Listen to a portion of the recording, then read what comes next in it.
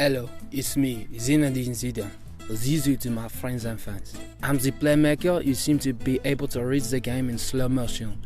You seem to be able to pull off moves that look more like they belonged in a game of FIFA than on an actual pitch. And, very occasionally, made some moves that looked like they belonged in the UFC than on a football pitch. I was also the star of my own movie long before Cristiano Ronaldo. Hey, another footballer had a movie! And my movie was a serious piece of art house cinema. The film used 17 cameras to follow me for a whole match. A match where I was sent off at the end for brawling. So, it's a pretty realistic portrait, to be fair. I was born on the 23rd of June 1972, in Marseille. My parents were Algerian immigrants. Traditionally, there's a lot of racism towards people of Algerian extraction in France. And we lived in our tough part of Marseille, notorious for the high crime. I always had a bad temper, but my parents worked hard to keep me out of trouble. At 10, I got my first break, signing for the small local club, USL Henry. 4 years later, I was selected for a training camp run by the French FA, where I was spotted by scouts from AS Caen. As a teenager in Caen, one of the directors let me live with him, as he could see my talent needed nurturing. I felt calm, and the other trainees felt less likely to wind up in hospital.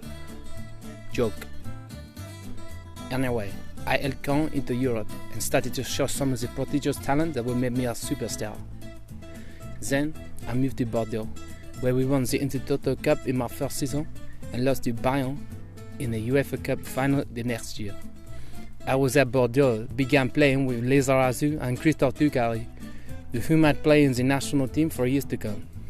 Kenneth Dalglish, managing Blackburn Rovers at the time, wanted to sign me. The club's chairman, Jacques Walker, reportedly said, "Why would you need Zidane when you have Tim Sherwood?" Joke. As a manager, I'm also on a par with Guardiola. Apparently, Newcastle also turned down an option to sign me for 1.2 million.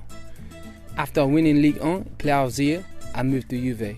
In my first season, I helped Juve win Serie A and the Intercontinental Cup. The next year, we were runners-up in the Champions League. Zizou had arrived. At Juve, we retained the Scudetto, but again we lost the Champions League final. The heartbreak, I almost broke something. Calm down, Zizou. Calm down, Zizou. So in 2001, at the top of my game, I moved to Real Madrid for 150 billion lira. For those of you too young to remember the lira, that is still a lot of money, no? About 75 million euro. Mais oui, we did it. I won the 2002 Champions League with Real. I scored the winner with an incredible volley. It was a beautiful goal, with my weak foot. The next year, Figo joined the Galactico and we won La Liga. I was named World Player of the Year for the third time. Happy days. No one got injured. At Real, I played alongside Figo, Brazilian Ronaldo, David Beckham, and Raul. What a team. C'est magnifique. I was named in the all-time foreign 11 for Real. When I retired, the fans held up a banner saying, "Merci pour le magique."